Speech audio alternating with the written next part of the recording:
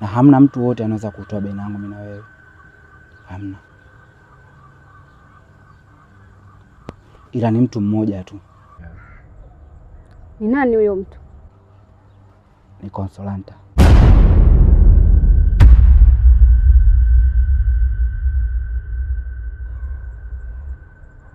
Consolata?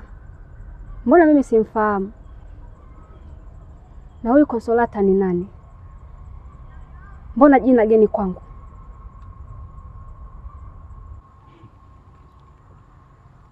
Ni mamake na Kabogo.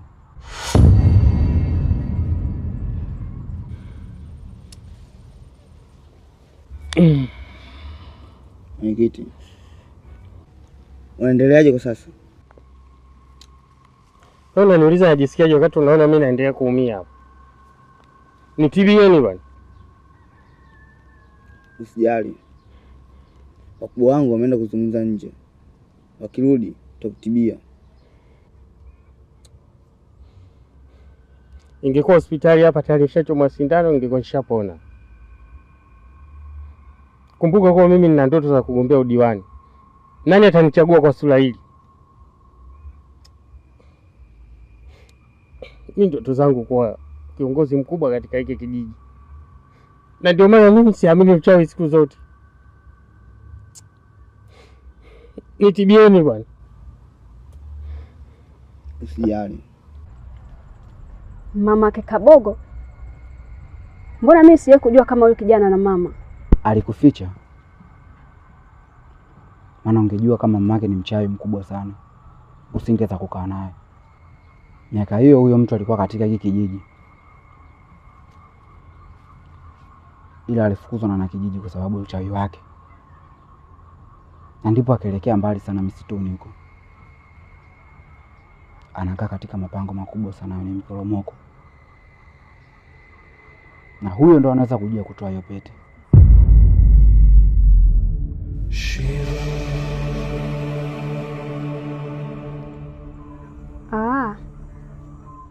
Aliamua kunificha. Sawa. Nitampata leo leo huyo Consolata. Yolanda, sio rahisi kumpata. Mbali sana anapoishi. Kuna miporomoko. Nitampata.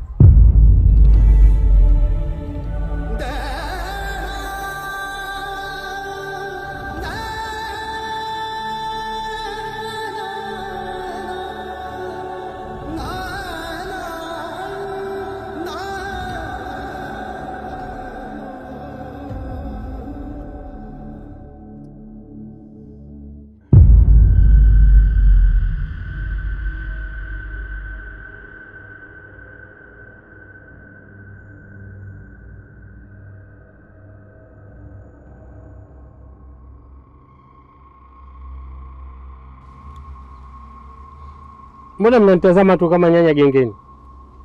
Nitibieni bwana. Nyinyi ndio mmesababisha yote haya. Na kama hamtaki kunitibia nitakwenda kuwashtaki. Mimi naumia.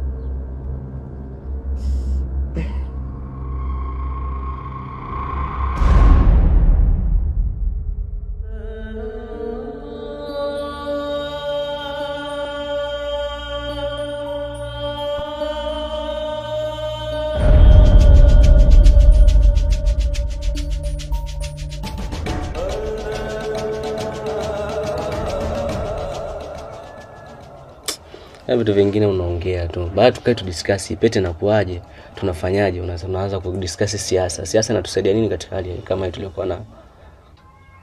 Semfukwe. Hivi unajua kilichonikuta leo? Nimerudi hapa nimemkuta mjomba kanikaba. Unajua kunikaba? Mjomba na kukaba wewe? Katoka kunikaba yeye kaja mwenye pete yake sasa. Ananiambia anataka pete yake. Na tusipompa anatuangamiza sisi wote. Mbona dada nyinyi mnanichanganya? Mara naitwa kwa mwenyekiti, kuna watu wamenishtaki nimewaibia pete. Huku nako umekuja kukabwa tena, pete natakiwa. Sasa mimi niwaeleweje? Huyu alienda kwa mwenyekiti na nani na aliyokuja kukukaba ni nani? Ana hasira, ninachomaanisha ana hasira yule mwenye pete. Muda wote anakuja hapa. Hana saa, hana muda maalum, amesema anataka pete yake na tusipompa anatuua wote. Sasa hapa cha kufanya simfukwe. Kwa sababu ile pete imeshindikana kutoka, cha kufanya ni kukata kidole. Imeshashindikana. Mganga kashindwa. Hebu niambie, kuna mganga mwingine ambaye anaweza akatoa hiyo pete? Yeye mganga akakwambia kwamba kashindwa. Anakuambia ukae ndani. Ukikaa ndani pete inatoka. Hicho ni kidole tu mdogo wangu. Yaani bora situfe wote kwa sababu ya kidole kimoja tu. Yaani naongea kiurahisi tu mimi nikate kidole. Hivyo ungeambiwa ukate sikio, ungeweza ukata sikio? Sasa nikate sikio mimi nimechukua pete. Hebu acha kuwa na maneno ya kipuuzi. Tukae tujadili ni njia gani tutatumia tuweze kutoa hii pete. Lakini sio kuniambia nipunguze kiungo katika mwili wangu nikate kidole, siwezi. Siwezi, nitapambana nitaitoa hii pete. Sasa mimi nawaza. Naomba uondoke. Kuanzia muda huu kakae kwa mjomba. Yaani kama kutibiwa, kutafuta si daktari, si kutafuta nani, kwa mjomba. Mimi hapa usinitafutie balaa. Usinitafutie balaa mdogo wangu. Mimi nimekabwa leo kidogo nife.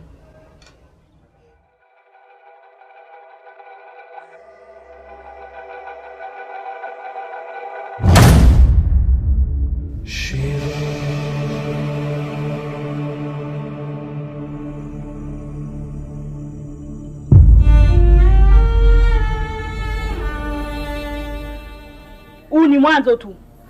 Nitautumia mwili wako kwa kufanikisha jambo langu. Lakini huoni kama unanigombanisha na ndugu zangu? Ndugu zangu wataniona mimi ni mchawi. Una ndugu wewe? Kuanzia leo mimi ndo ndugu yako. Alafu nitautumia mwili wako katika hiki kijiji ili niipate pete. Nao ndugu zako wote nitawaua.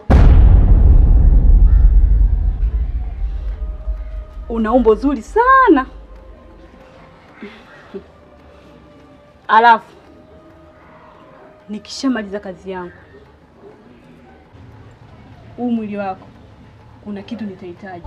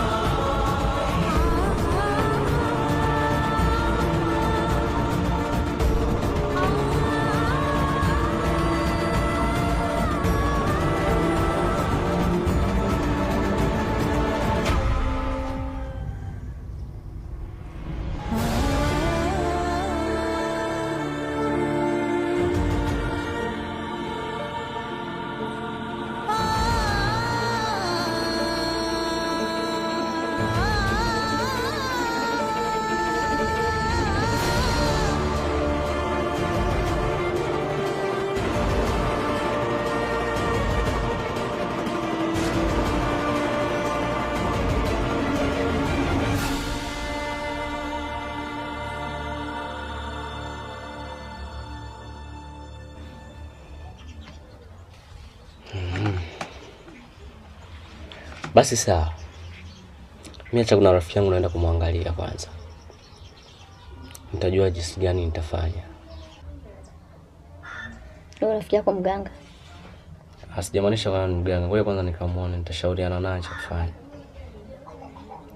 Ni nje uko na kwenda.